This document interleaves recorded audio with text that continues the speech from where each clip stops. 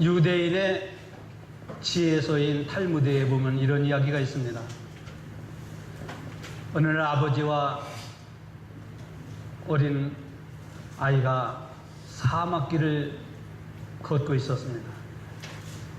사막을 걷다가 길을 잃어버려가지고 날이 어두워지고 또 날이 밝아서 또 걷는데 어디가 동인지 어디가 선지 어디로 가야 할지를 몰라요. 가지고 있던 음식도 떨어지고 물도 떨어지고 방향을 잡을 수가 없었습니다. 그래서 이 부자는 사막을 이리 갔다 저리 갔다 이쪽으로 가보고 저리로 가봐도 어디로 가야 이 사막을 빠져나가는지 도무지 길을 찾을 수가 없었습니다. 한참 걸으면서 물도 떨어지고 먹을 것도 떨어져서 이제는 기진맥진해 있는 상태였습니다. 그때에 저 앞에 둥그런 무덤이 하나 보였습니다.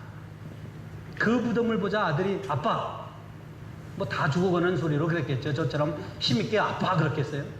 아빠 우리도 이제는 저 무덤과 같이 죽을라나 봐. 그랬더니 아빠가 이렇게 얘기했습니다. 얘야, 사막에 무덤이 있다고 하는 것은 근처에 마을이 있다고 하는 거야. 아들은 사막의 무덤을 보고 이제는 죽었구나 이렇게 해석을 했는데 아빠는 똑같은 무덤을 보고 이 근처에 마을이 있다고 해석을 한 거예요. 그래서 아빠가 우리 조금만 더 찾아보자. 조금 더 찾아보자. 그래서 결국은 아빠의 말대로 마을을 찾아서 그들이 생명을 되찾았다고 하는 탈무드의 이야기입니다. 여러분, 똑같은 무덤을 보고 아들은 죽음을 생각했고 아버지는 동네에 마을이 있다고 하는 것을 생각한 거예요.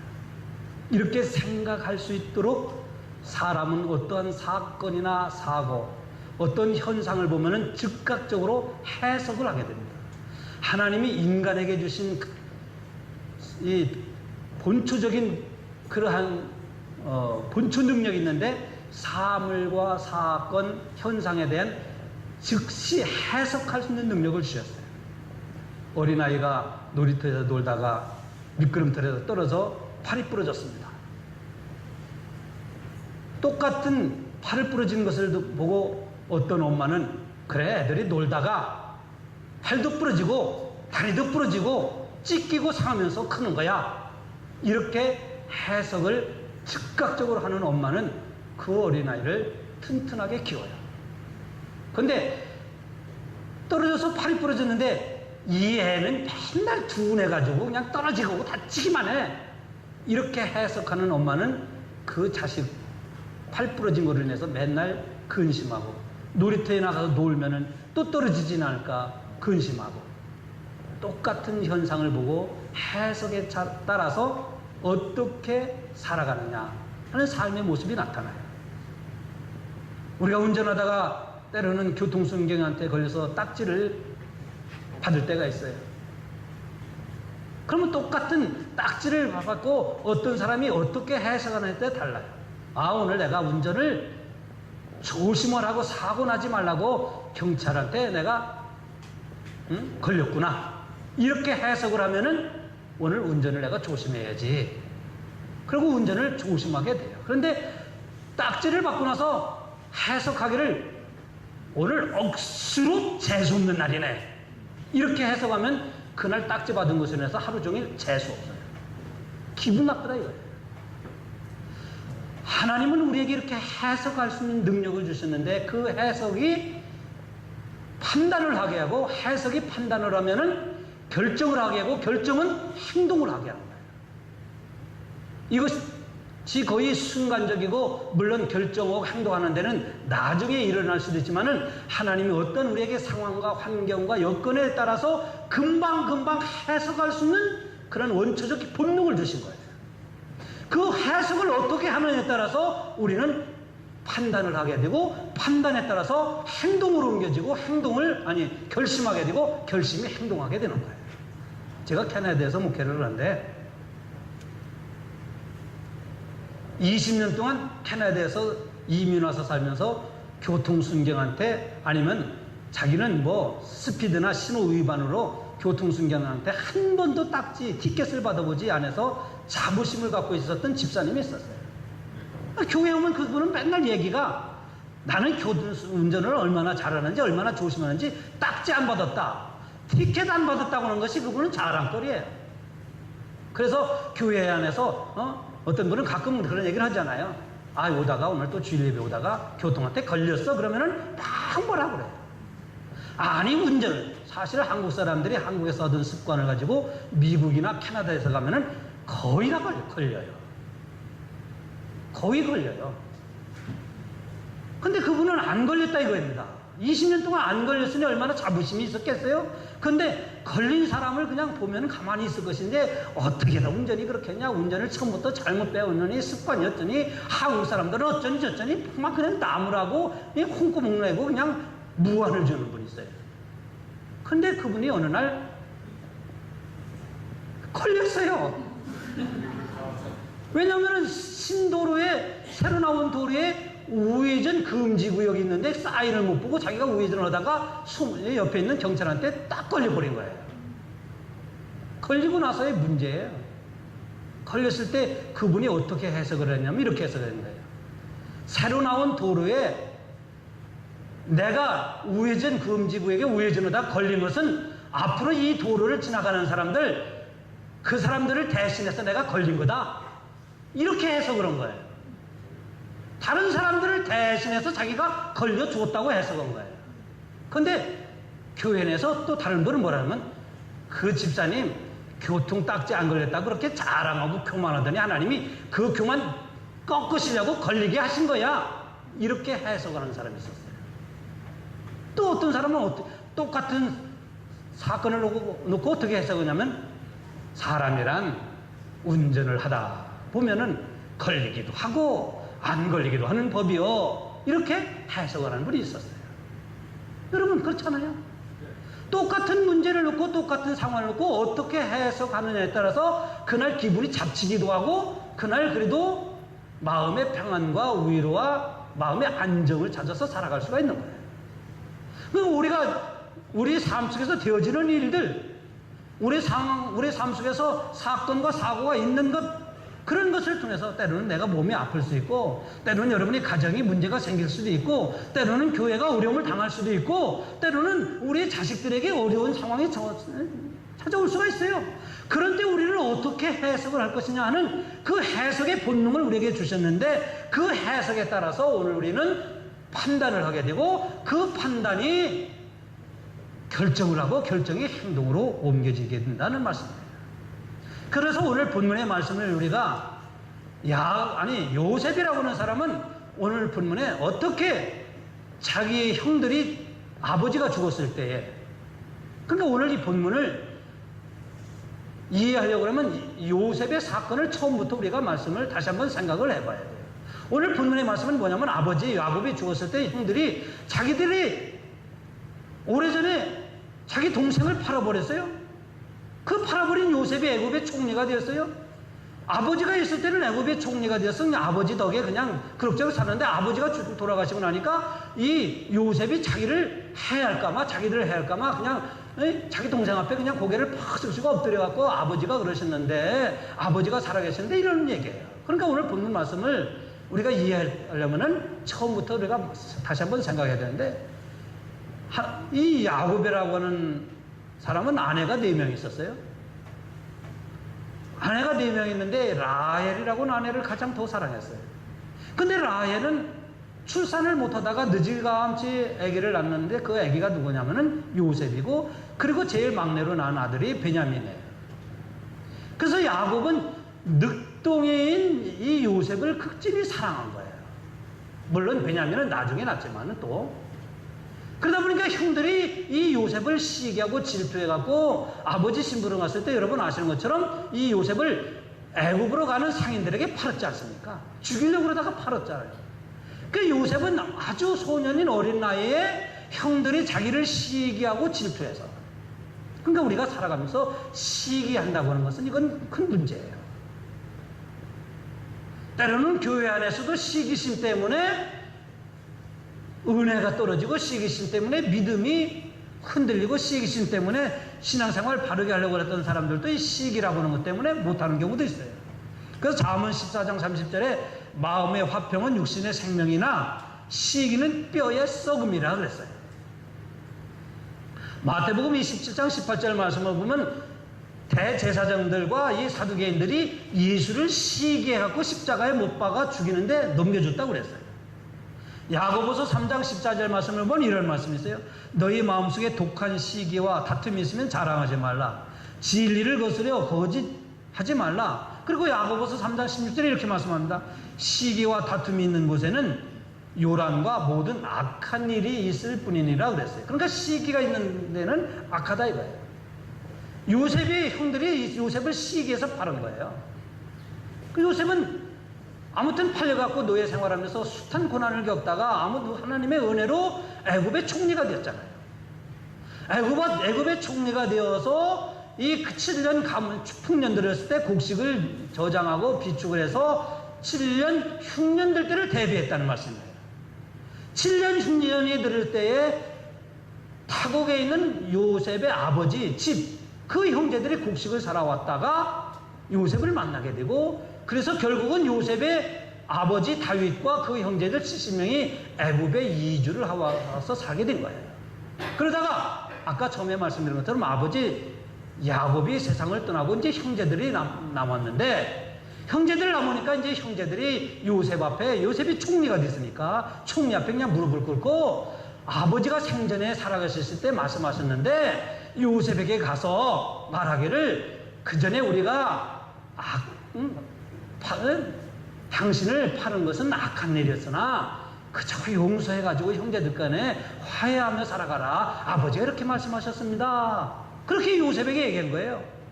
그 요셉이 이 말을 듣고 엉엉 울면서 뭐라고 하냐면, 당신들이 악을 행하였으나 하나님이 그 악을 선으로 바꾸셨느니라.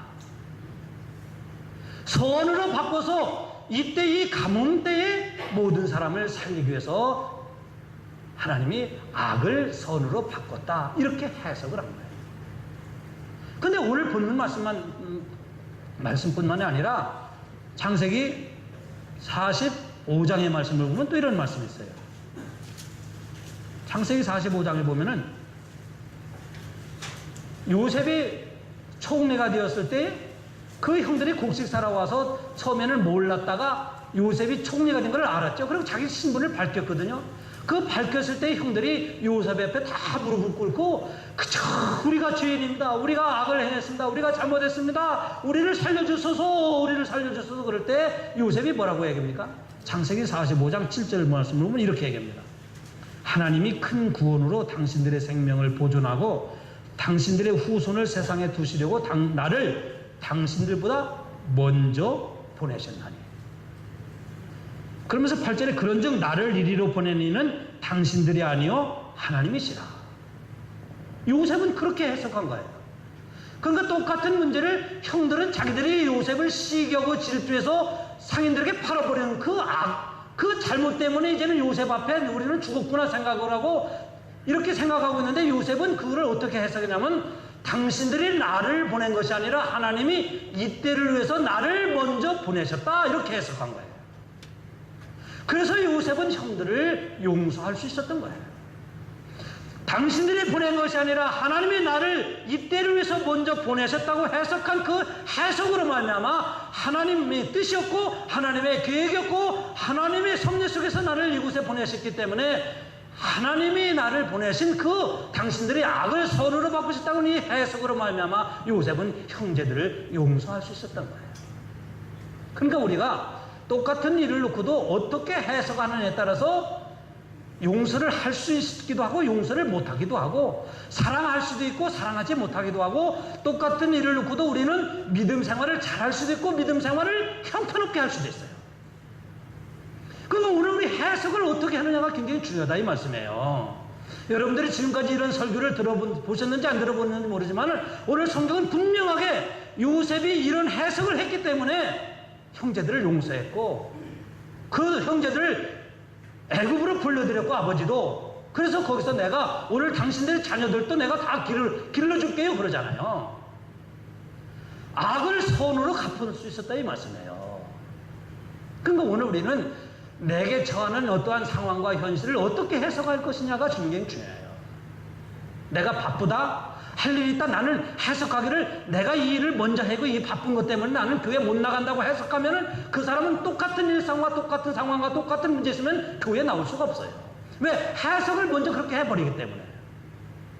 근데 똑같은 상황 속에서도 나는 이 바쁨 속에서도 내가 먼저 하나님 앞에 나가 예배를 드리고 예배 드리고 나와서 먼저 나중에 이 일을 해야 되겠다고 해석하면은 오늘 여러분들처럼 교회 나와서 예배를 드릴 수 있는 거예요. 그러니까 우리가 어떻게 해석하느냐는 굉장히 중요해요. 여러분, 이것은 우리 신앙생활뿐만이 아니라 우리가 가정생활, 사회생활 다 마찬가지입니다. 요셉의 해석은 신앙으로 해석한 거예요. 요셉의 해석은 인간적으로 해석한 것이 아니라 신앙으로 해석한 거예요. 그래서 나를 보낸 것은 당신들이 아니라 형제들이 나를 미워서 나를 죽이려고 보낸 것이 아니라 하나님이 나를 먼저 보냈다. 이때, 이 가뭄 때를 이렇게 신앙으로 해석한 거예요. 그러니까 오늘 우리가 이 말씀을 통해서 중요한 것은 사건이나 일보다도 중요한 게 뭐냐? 해석이 중요하다는 거예요. 해석이. 그 교회에 어려운 일이 있다? 여러분의 가정에 문제가 생겼다? 이때 문제가 있느냐? 어떤 문제냐? 크고 작으냐? 이게 중요한 게 아니라 이때 어떻게 해석하느냐가 중요한데 그 해석을 신앙으로 해석할 수 있어야 한다는 말씀입니다. 여기에 하나님의 답이 있고 신앙으로 해석할 때에 하나님의 뜻이 무엇인지를 분별할 수 있고 하나님이 이루어가시고자 하시는 하나님의 역사가 일어난다는 말씀입니다. 어떤 가정이 아니라 어떤 여자분 둘이 한국에 오니까 찜질방이 많이 있는데요. 이 찜질방 때문에 미국에도 찜질방이 있고 한국 사람들 살아가는 사이에는 찜질방이 있어요. 저도 가끔은 찜질방에 이렇게 가요. 그 여자 두 분이 찜질방에 가서 오늘은 좀 뭐 소금방에도 가고 뭐 그렇게 황토방에도 가고 찜질을 하면서 좀 풀자고 여자 둘이 찜질방에 가서 이제 누워갖고 이런저런 얘기를 하다가 뭐 결혼 얘기도 하고 결혼 때 뭐 폐물 받은 얘기를 하다가 자기 반지 폐물 받은 거 어떤 사람은 난 이게 몇 캐럿이고 다이아가 얼마짜리고 뭐 이런 얘기를 이렇게 빼갖고 서로 얘기를 했어요. 우리 시집은 지지르게 못 살아갖고 반지라고 이게 개떡 같은 반지 해줬다고. 그러면서 반지를 빼갖고 보여주더라고. 뭐 이런저런 소리 하다가 반지를 이렇게 빼고 서로 보여주다가 그만 둘이 이렇게 놓고 그냥 거기 있다가 집에 와서 보니까 반지를 놓고 온 거예요. 나중에 가본들 반지가 있었겠어요? 없겠어요? 못 찾았죠? 그래서 어떤 여자분이 한 여자가 자기 남편에게 여보 나 오늘 결혼 반지 찜질방에 가서 잃어버렸다? 그랬어요. 그랬더니 이 남편이 이야기를 듣고 그래? 참 잘됐네.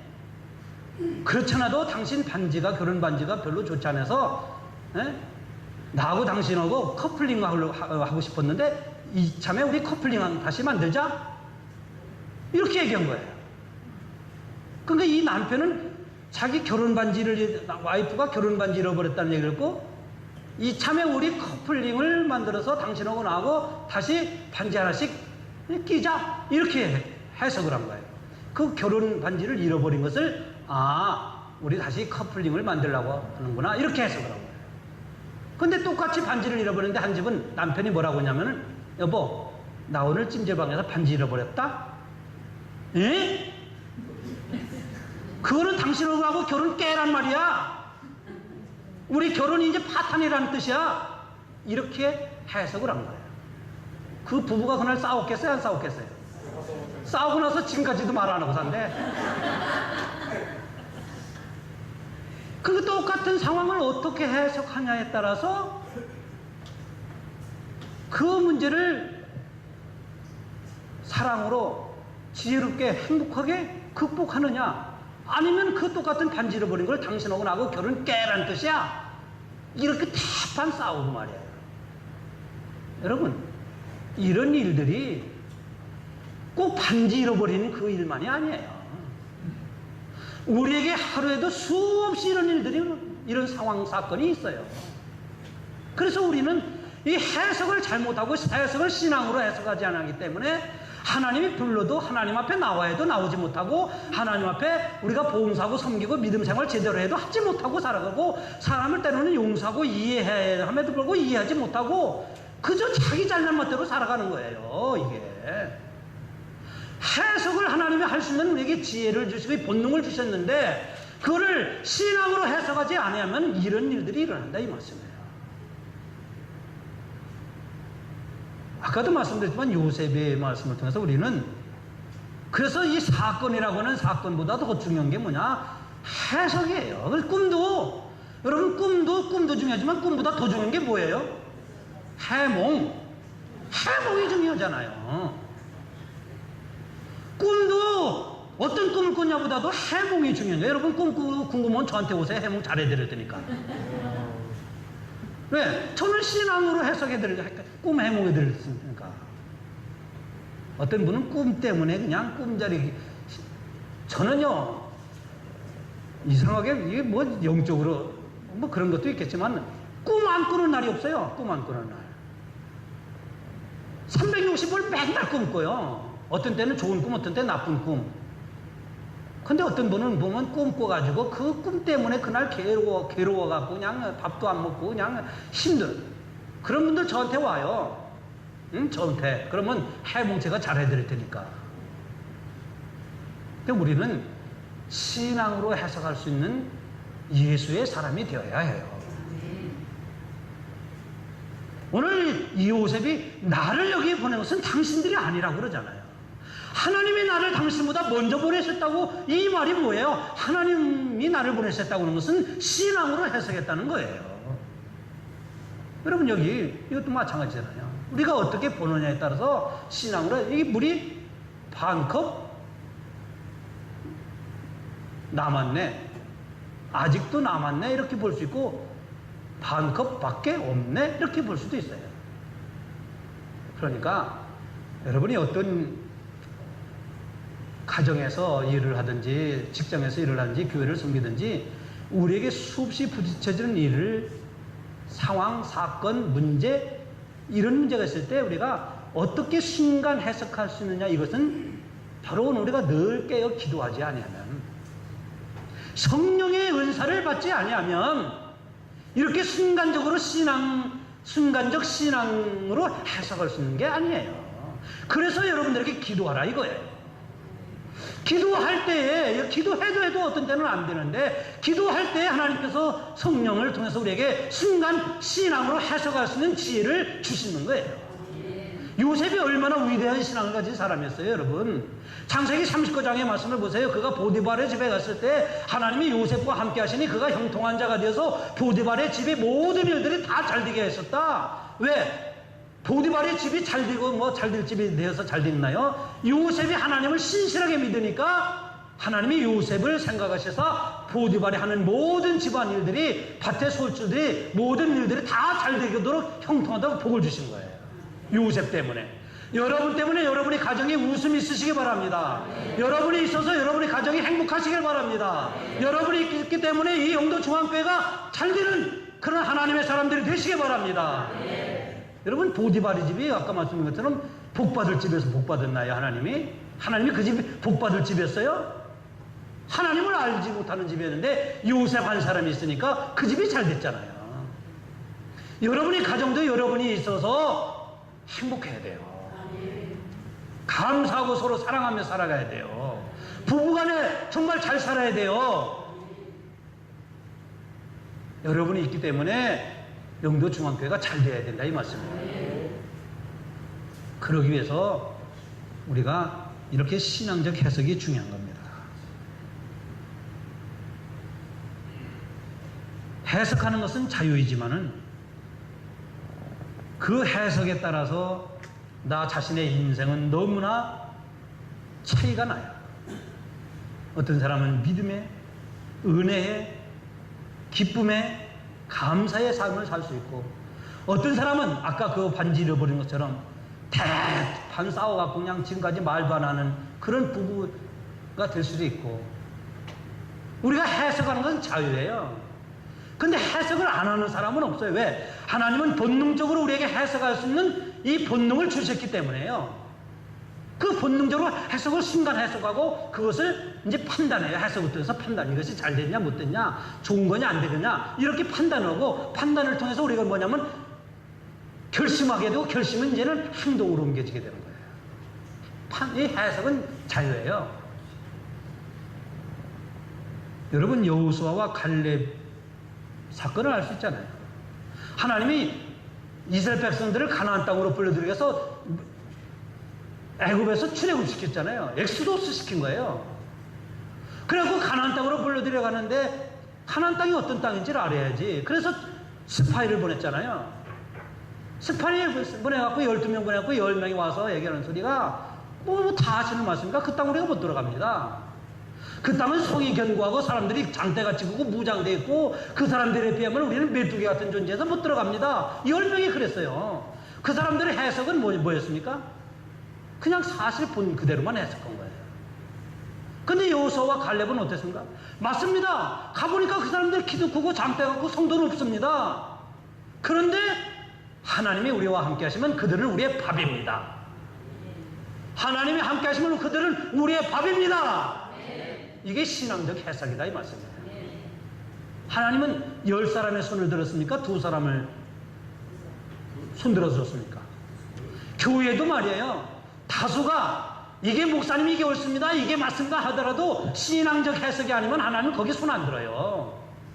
저는 목회하면서 99명이 반대하더라도 1명이 신앙적으로 하면 저는 1명을 통해서 하나님의 일을 이뤄가요.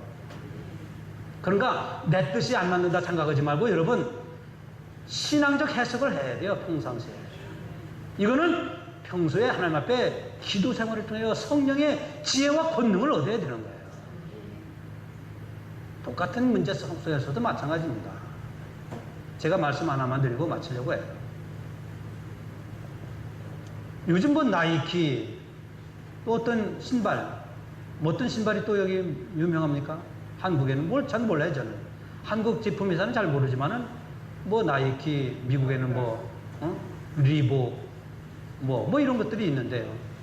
이런 회사들이 그냥 공짜로 잘 된 게 아니에요. 이 회사들이 아프리카에 2명을 파견을 했어요. 이 회사도 보내고 저 회사도 보냈어요. 아프리카 사람들은 신발을 안 신고 다니거든요. 맨발로 다녀요. 그래서 아프리카를 시장 점령하면은 엄청난 신발을 팔 수 있겠다. 이렇게 생각하고 A 회사, B 회사라 아프리카를 보낸 거예요. 2사람이 정탐하고 온 것처럼 똑같이 회사에서 왔어요. A 회사는 이렇게 보고를 했어요. 이 사람이. 아프리카에서 가보니까 그 사람들은 신발이 뭔지도 알지도 못합니다.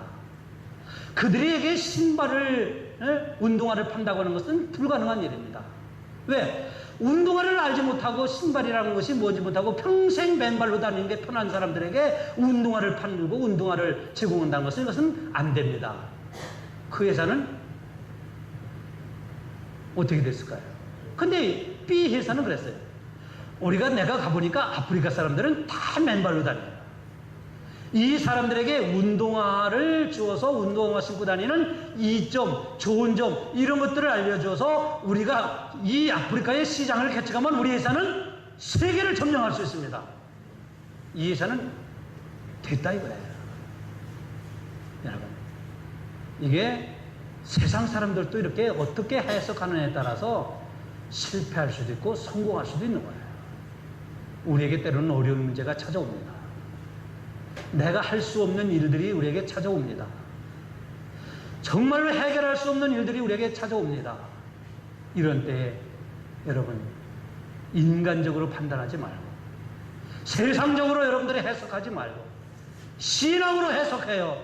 하나님의 선하신 뜻이 어디 있는지, 하나님이 원하시고 기뻐하시는 뜻이 어디 있는지를 여러분들이 통찰하고 그 기쁘신 뜻을 위해서 나가는 하나님의 사람이 되시길 주의 이름으로 축원합니다.